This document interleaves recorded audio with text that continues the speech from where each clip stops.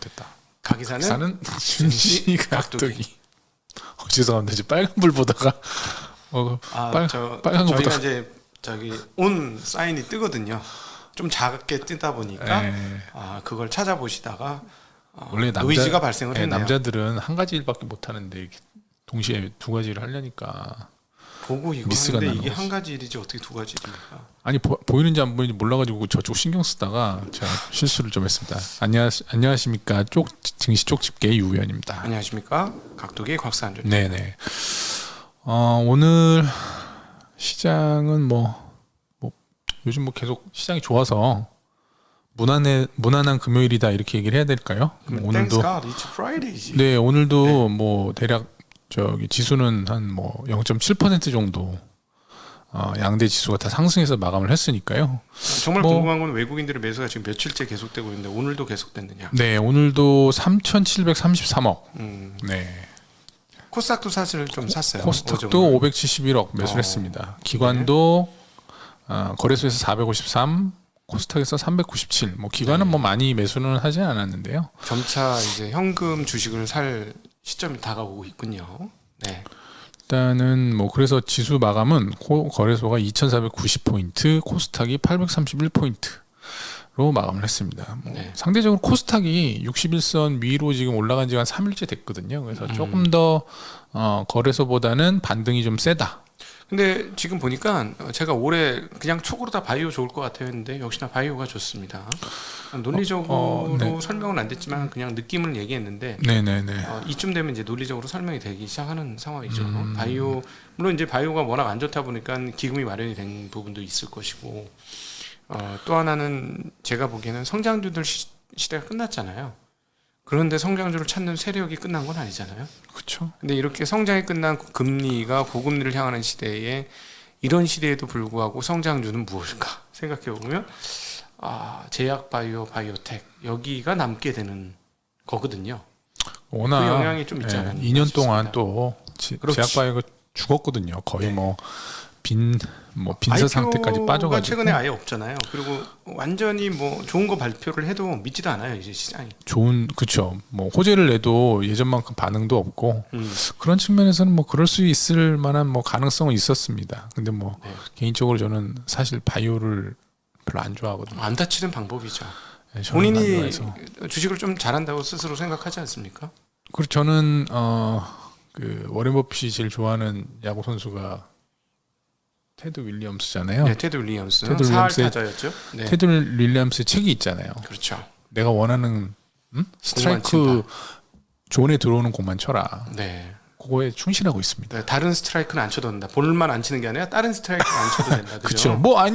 스트라이크라고 모두 건드릴 필요는 없거든요. 그렇죠. 내가 좋아하는 코스가 있습니다. 제일 좋아하는 나는 커브볼을 좋아하면 커브볼만 집중 공략, 아니면 직구 가운데로 들어오는 거 올 때까지 기다려. 이런 개념인 거죠. 그래도 상위 수익을 낼 수 있는 상위권의 수익을 낼 수 있는 투자를 하실 수 있다. 그렇게만 해도. 틀린 말은 아닌데 본인이 정말로 그렇게 제가 그렇다고는 한 적은 실천을 하고 없습니다. 있는지는 제가 조금 더 지켜봐야 될 거예요. 아직까지 같이 있었던 기간이 조금 짧은 것 같죠? 여러 번 저한테 추천을 해주셨지만 제가 잘 안 사잖아요. 아시겠지만 많은 이익을 놓치셨죠. 잘 안 사잖아요. 네.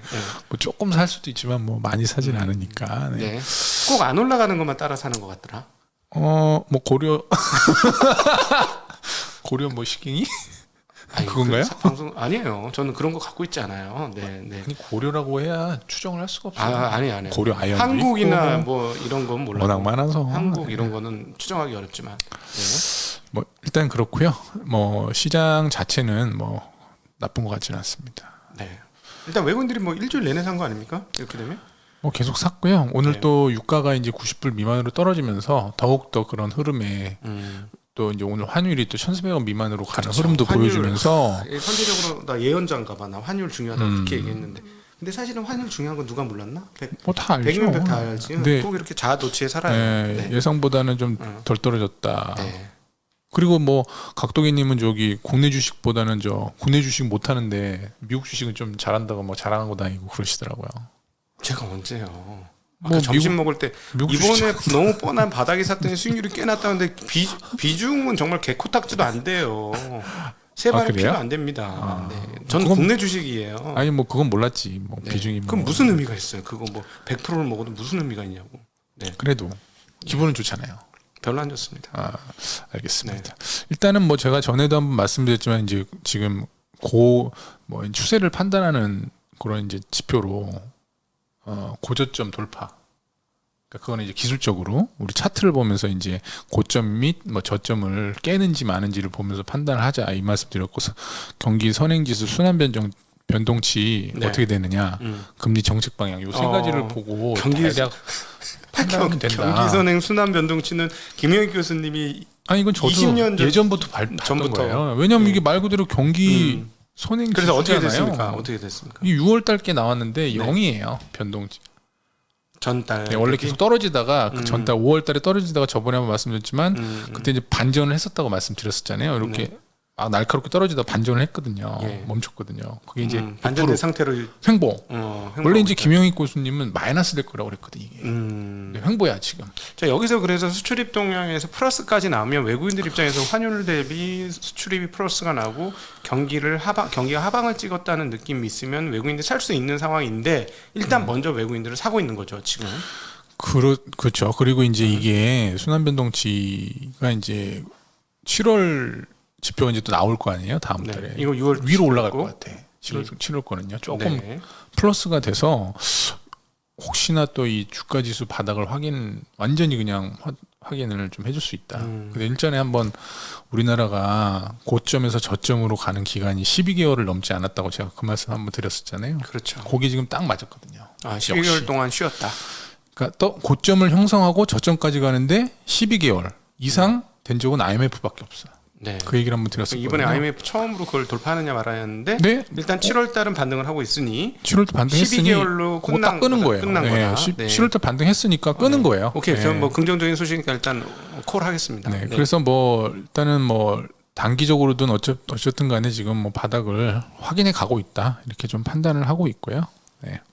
그리고 이제 채권 시장 뭐 그런 얘기들 많은데 주식 시장하고 얘기하신 게 좀 생각이 나는데 제가 봤을 때는 채권 시장하고 주식 시장은 같은 방향으로 가는 것 같아요. 요즘엔 반대 방향이 아니고 서로 같이 강세. 네, 서로 이제 같이 돈을 버는 채권 뭐 강세로 가면 어차피 채권 투자자도 좋은 거잖아요. 이거는 주식 결국은 올라가고. 왜 이럴 거라고 생각하세요? 왜 그러냐면 이게 뭐 경기 침체다 뭐다 이런 거를 보고 얘네가 투자하는 게 아니라 금리가 내릴 거다. 금리가 내리면 주식시장도 좋고 채권도 좋잖아요. 네. 같은 방향으로 보고 가는 거예요. 결국은 제 생각은 연준의 통화 정책에 모든 사람들이 올인하고 있다. 그렇죠. 그렇게 보는 게 맞는 네. 거죠. 그러니까 뭐 다른 무엇보다도 연준의 통화 정책이 중요하다는 걸 모두가 알고 있기 때문에 그 방향성대로 시장이 무슨 경기고 뭐고 사실 상관없어. 경기 침체에 대해서 별 뭐 관심이 없어요. 기업 실적이고 뭐고 이거 사실 별로 상관없이 이번 7월 달의 반등은 연준이 어떤 행동을 할 것인가, 더 세게 움직일 것이냐 아니 움직일 것이냐를 보고 더 세게 아니 움직이니 그냥 고한 것이다. 아니 그러니까 이게 뭐 솔직히 7월에 제가 막 방송하면서 경기 침체 가능성을 뭐 이코노미스트들이 뭐 50%를 보고 있습니다. 60% 뭐 그런 얘기 했지만 한 달 전이랑 지금이랑 뭐 그렇게 달라졌을까 그런 생각도 들거든요. 뭐 그냥 뭐 참여자들의 뭐 시각이 달라진 것 뿐이니까. 그러니까 결국은 또 이제 또 다른 변곡점이 나오는 거는 연준이 그동안의 태도와 조금 다른 태도를 보이면 또 이제 변곡점이 나오겠죠. 그렇죠. 이제 주가가 근데 또 여기서 더 올라가면 연준에서 좀 세게 또 발언을 해서 또 낮출 가능성도 있으니까. 그렇죠. 제가 아침에 했던 논지가 그거죠. 여기서 금리가 모든 자산 가격이 더 올라가면 부의 효과로 인해서 기대 인플레이션이 안겨 꺾일 수도 있다. 다음 주가 CPI 또 발표가 있지 네. 않습니까? 그때까지는 또 약간 좀 흔들릴 수도 있으니까. 이번에 CPI가 낮지 않을 수도 있죠. 최근 나온 거 보니까. PCE 나온 거 보니까. 네. 또 증가한다는 얘기도 있긴 하던데. 증가하면은 한번 얻어맞는다. 그러니까 뭐 그런 쪽이 증가하면 한번 얻어맞아야 되죠. 네. 올라온 게 있기 때문에. 예. 그리고 오늘 중요한 이제 뉴스 중에 요즘 뭐 IT가 계속 약하잖아요. 뭐 전자도 그렇고. 대만의 이제 트랜스퍼스라고 이제 시장조사 기관인데 디램 수요 이제 내년 디램 수요 비트 그로스를 8.3으로 이게 평소보다 적은 것 같은데 수요 비트 그로스가 10 이한 적이 없었어요. 최근에 18년도 이후에 18년도에는 18년도에는 18%였고요. 그 이후에도 뭐 19년도엔 15, 20년도에도 15.7, 작년에는 20.8, 올해 14.6을 지금 예상을 하고 있는데 내년에는 10% 이하 8.3을 지금 예상을 하고 있습니다. 근데 공급 비트크로스는 내년에 14.1, 그러니까 공급이 더 많은 거죠. 수요보다. 공급이 안 는다고 했는데 오히려 지금 스트랜스포스에서 전망한 건 내년도에 공급은 똑같은 수준의 공급은 살짝 줄어드는 반면에 수요는 왕창 줄어든다. 네, 확 줄어들 거다. 이렇게 지금 예상을 하고 있어서 공급 과잉이 내년에 좀 심화되면서 D램 가격의 하락을 부추길 수 있다. 이렇게 좀 전망을 했습니다. 만약에 지금 인텔이 뭐 DDR5도 내놓으면 달라질 수 있는데 아니 그걸 못 내놓잖아. 못 내놓잖아. 이제 올해 연말은 분명히 된다. 아니 하이닉스 실적 발표에서도 얘기했거든요. 올해 연말부터 분명히 나온다 했는데 만약 이게 또 다시 지연되면은 수요는 줄어드는 거죠. 바꿀 수가 없으니까. 그거는 맞아요. 인텔이 양치기 소년인가요? 벌써 양치기 소년 이상입니다. 벌써 세 번인가? 3번 넘었어요. 제가 보기엔 3번 넘은 것 같아요. 아니, 그럼 내가 당한 것만 몇 번인데. 내년에도 뭐 나오는 게 확실한가요? 이거 나올 게? 뭐 모르겠네. 그러니까 서버 쪽 나오는 거는 뭐 이건 결국 미국의 공정 기술에 상당히 큰 데미지가 있다라는 걸 보여주는 대목이죠. 네.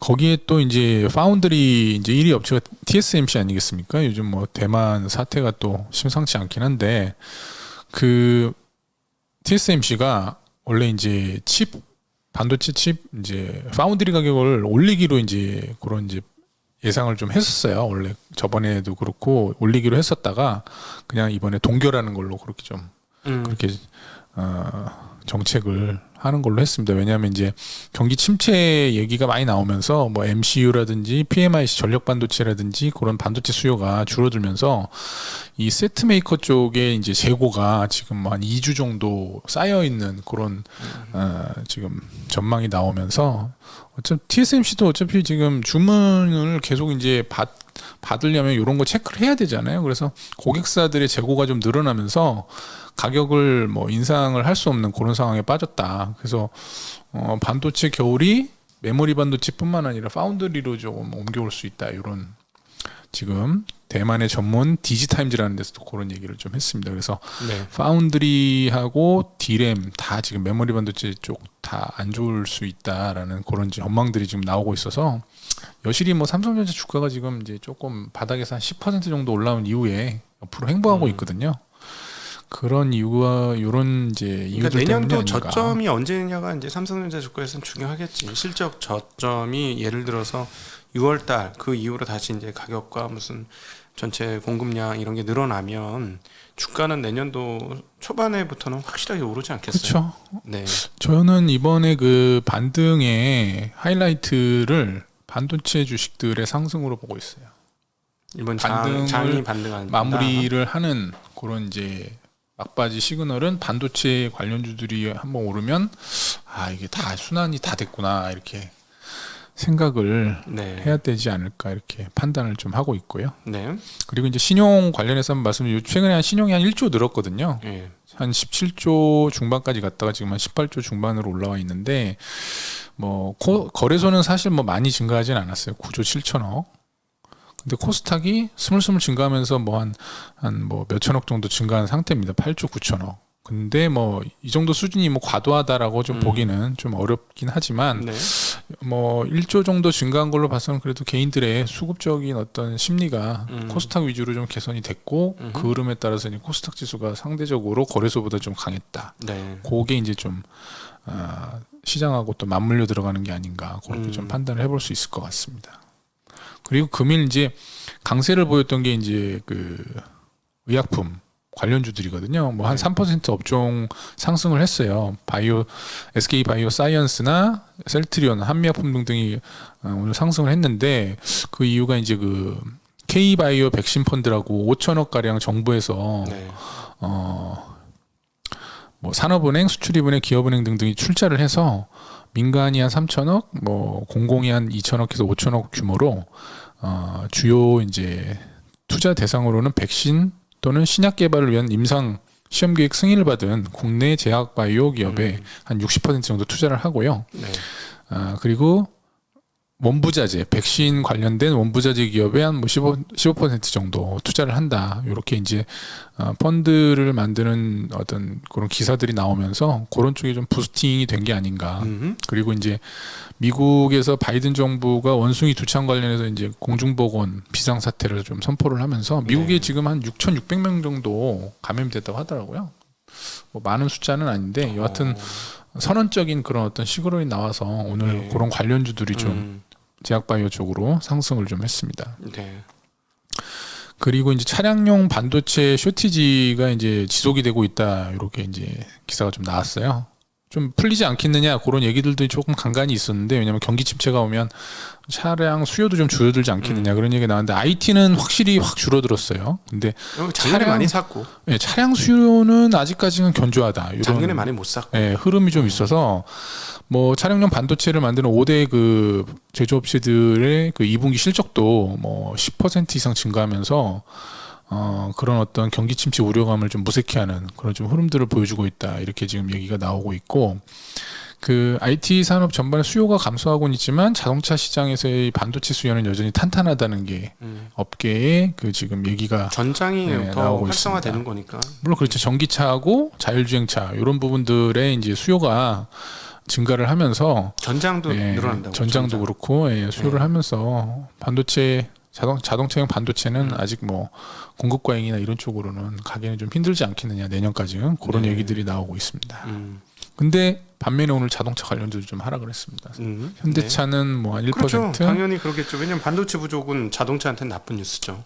뭐 그렇죠. 많이 뭐 판매를 못할 수 있으니까. 근데 뭐 어차피 현대 기아차 이번에 실적 좋았던 게 판매량 증가보다는 판매 가격 증가죠. QP가 증가해서 그랬던 거거든요. 그래서 판매 가격이 워낙 비싼 거를 많이 팔아가지고 그런 거고. 당분간은 그런 식으로 갈 수 있겠다. 현대기아차는 판매를 어차피 못하니까 골라서 팔 수 있는 거 아니겠습니까? 그렇죠. 네.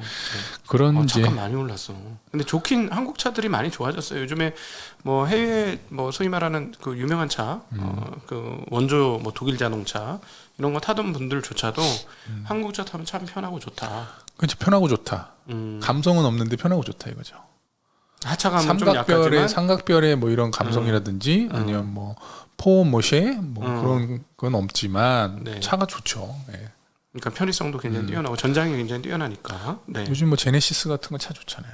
안 타봐서 모르겠습니다. 아니 뭐 저도 안 타봤어요. 아, 네. 어떻게 그 알았어? 비싼 차잖아요, 제네시스. 한 1억 한다던데. 타보지도 않아놓고 무슨 아는 척을 하시고 그래서. 아니 다들 그렇게 얘기하니까. 그리고 좋아 보여. 아니 주식하는 사람이 남이 얘기한다고 그렇게 오케이 하면 되겠어? 아니 근데 뭐 저도 현대차가 있으니까. 현대차 있어요. 알겠습니다. 차가 편합니다. 아, 네. 그거보다 훨씬 편해. 그 테슬라. 테슬라 거의 아반떼 수준 아닌가요? 내가 타봐서 알아. 테슬라 미국에서. 소리 안 나요. 소리. 그것만 해도. 아우 별로. 뭐 하여튼 뭐 네. 단차 이런 거 많은 거 보니까. 네. 그렇습니다. 그리고 이제 다음 기사는 이제 유럽의 최대 배터리 제조 회사 노스볼트잖아요. 그렇죠. 이쪽에서 이제 최근에 계속 친환경적인 배터리를 지금 집중적으로 투자를 하고 있는데 이제 그 EU에서 그 배터리 공급망의 탄소 발자국 신고를 의무화하면서 이런 지금 노스볼트의 그런 흐름이 나오고 있다. 이렇게 좀 코트라에서 분석을 좀 내놨습니다. 그래서 스웨덴 북부에서 이제 노스볼트가 60기가짜리 이제 공장을 가동을 할 건데 100% 청정 에너지로 가동을 할 거다. 이렇게 얘기가 나오고 있고 뭐 배터리 셀하고 제조, 운송 다 친환경 에너지를 사용하겠다. 뭐 태양광이라든가 풍력에서 발전된 그렇죠. 에너지로 만들고 이동 수단까지 하겠다는 얘기죠. 이게 이유가 있어요. 이유가 있어. 이유가. EU니까. 그 이유입니다. 유로피언 유니온. 이유가 그런 이유를 하는 거는 24년 7월부터 전기차 및 충전식 산업용 배터리의 탄소 발자국 공개를 의무화하고 27년 7월부터는 상한선을 제시할 방침이다. 그러니까 비관세 장벽을 만들겠다는 거죠. 네. 그렇게 해서 아시아 쪽 그 가격 경쟁력이 뛰어난 아시아 배터리사를 차별화할 수 있는 여지를 만들겠다. 이런 지금 유럽의 계속 전략이죠. 근데 오히려 그 전략 때문에 지금 망했다는 얘기를 하고 있는 거고. 왜냐하면 기존 레거시 에너지 투입이 안 되었기 때문에 이번에 이런 어려움을 유럽이 겪고 있다. 뭐 이런 얘기도 하고 있는 거죠. 그래서 이런 이제 흐름들이 나오기 때문에 우리나라에서도 그 폐배터리 관련 사이클 또 관련된 종목들이 요즘 각광을 받고 있잖아요. 개인적으로는 뭐 별로 그렇게 긍정적이지는 않습니다. 왜 마진이 많이 남을까 이런 의미는 좀 있어요. 그거는 뭐 아직 모르니까. 근데 어쨌든 뭐 되게 갖고 있는 건 잘 알고 있습니다. 중요한 거는 뭐 너도 모르고 나도 모르면 주식시장에서는 호재다. 그때는 잘 올라가죠. 너도 모르고 나도 모르고 잘 올라가고 호재입니다. 알게 되면은 이제 분석하는 거니까. 그렇죠. 네, 항상 그래서 뭐 꿈이 있을 때 잘 가는 거죠. 제약바이오가 그래서 가는 거잖아요. 그렇지. 알 수가 없잖아. 알 수가 없습니다. T 세포를 얼마가 될지 아무도 몰라요. 뭐 이렇게 영향을 미치는 R이 1,600호는 앞으로 이 삼상에서 어떤 결과가 긍정적인 결과가 예상이 되면서 도대체 무슨 얘기인 우리 거야? 제약바이오 기업들이 막 이제 밸류에이션 할 때 네. 뭐 신약이 개발이 돼서 임상 성공해서 판매가 됐을 때 이게 전 세계가 이 약품을 10조 규모로 쓸 건데 자기네가 거기서 마켓 쉐어를 얼마 가지고 30% 정도 30% 갖고 가면 우리가 어떻게 이런 되느냐? 식인데 마진이 50%가 넘는다. 뭐 이렇게 규모가 하면은, 엄청나잖아요. 그렇게 되는 거지. 예. 그 논리를 오랫동안 많이 했는데 이제 까먹을 때쯤 됐어 사람들이 속은 그쵸. 거를. 그래서 움직일 때가 되기도 했죠. 그런 옛날처럼 측면에서. 그렇게 네. 뭐 크게는 못 가더라도 뭐 좀 가지 않을까. 근데 아직도 결과치가 그렇게 회복이 안 된 기업들이 성성에 살아 있어 가지고 기억은 남아 있죠. 네, 바이오에 대한 뭐 상처들이. 뭐 3년 전, 4년 전에 그런 화려한 수준은 아닐 거고요. 네, 그냥 뭐 조금 간다 이렇게 보시면 될 것 같습니다. 업종별로는 오늘 철강이 한 2%, 증권 오랜만에 증권이 순위에 좀 올랐는데 2% 정도 상승을 했습니다. 철강에서는 이제 고려아연이 한 6%, 뭐 이것저것 신사업에 진출한다는 그런 이제 부분들이 좀 시장에서 어필이 되면서 상승을 했고요. 포스코가 2%. 그리고 증권은 메리츠 증권이 이제 한 3-4%, 키움도 그 정도 상승해서 마감을 했습니다. 증권주들이야 뭐 워낙 저렴하고 요즘에 계속 증권 시장이 좋으니까 또 따라서 올라오는 거죠. 그리고 오늘 화학 섹터가 이제 한 1.5% 정도, LG화학이 5%, 하나솔루션이 5% 상승했습니다. LG화학은 유가가 좀 떨어지는 영향도 좀 받고요. 그리고 이제 2차 전지 관련된 소재 부분들을 열심히 지금 LG화학이 하고 있거든요. 그쪽 부분에서 좀 주가가 부스팅이 된 것 같습니다. 네. 그리고 하락한 업종은 운수장비가 오늘 아까 말씀드렸듯이 한 1% 정도 하락했고요. 서비스 업종은 이제 네이버하고 카카오가 조금, 네이버가 실적을 발표를 했는데 실적을 발표해서 2조 원 지금 최초로 이제 분기 매출에 2조 원을 넘었습니다. 넘었는데 뭐 서치 플랫폼이나 커머스 쪽 그런 부분들은 견고하게 성장을 했었고요. 웹툰하고 컨텐츠 부분이 이제 매출 성장세를 견인을 했는데 문제는 이제 인건비하고 마케팅 비용이 이제 증가를 하면서 이익 개선은 조금 개발자들 덜 비용이 됐습니다. 많이 올라갔으니까. 네.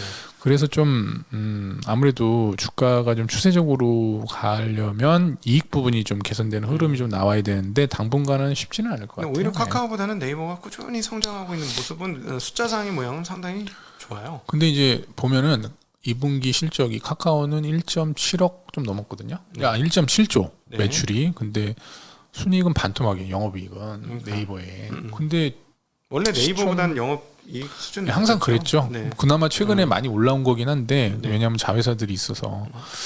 뭐 근데 이제 시가총액 그 비율 차이는 그렇게 크진 않거든요. 뭐 한 30%, 25% 정도 차이 나니까. 뭐 50% 원래 실적은 차이 나는데 뭐 네이버 카카오에 대한 사랑이 좀 여전한 것 같다 이런 좀 생각이 드네요. 개인 투자자분들. 카카오는 뭐 장기적으로는 뭐 커뮤니케이션의 목줄기를 딱 잡고 있으니까 뭐 카톡이 뭐 강력하니까요. 네, 워낙 강력한 오픈 채팅인가 뭔가 그것도 뭐 한다고 하고. 할 게 많아요 여전히. 네. 그리고 뭐 저기 세계 최대 운용사 블랙록이라고 있지 않습니까? 네. 거기서 지금 이제 그 코인베이스하고 제휴를 해서 비트코인 거래를 자기네 고객들에게 하도록 하겠다. 원래 하고 있었는데 아마 뭐 이 블랙록이라는 회사가 이제 굉장히 좀 의미가 있는 좀 상징성 있는 회사인데 여기서 이제 코인베이스라는 회사랑 또 제휴를 해가지고 자기네들 그 투자하는데 좀 그 정책적으로 도움을 주겠다라는 거 보니까 아무래도 코인이 투기 상품으로서 계속 확고하게 좀 지속이 되지 않겠나 그렇게 좀 판단이 됩니다. 네. 오늘은 뭐 제가 준비한 건 여기까지고요. 네. 짧게 하도록 하겠습니다. 네, 오늘 뭐 티격태격했지만 저희가 뭐 싸우는 건 아닙니다. 네. 이 정도로요? 이 정도로는 뭐 그렇게 이 마음이 따뜻하시고 조금 평안하게 사셨던 분들은 네네네. 이 정도만 하면 얘네를 왜 이렇게 싸워 이렇게 생각하시는 분들이 있어요. 그런데 화목하게 사셨던 분들은 그럴 수도 오해하실 있는 수가 있구나. 이렇게 네, 좋은 집에서 사셨던 분들은 그런 건 아닙니다. 네, 꼭 좋은 집 아니라도 평화롭게 사시는 분들 많아요. 제가 보니까 제목을 안 정하고 왔네요 오늘. 네, 인사드리겠습니다. 안녕.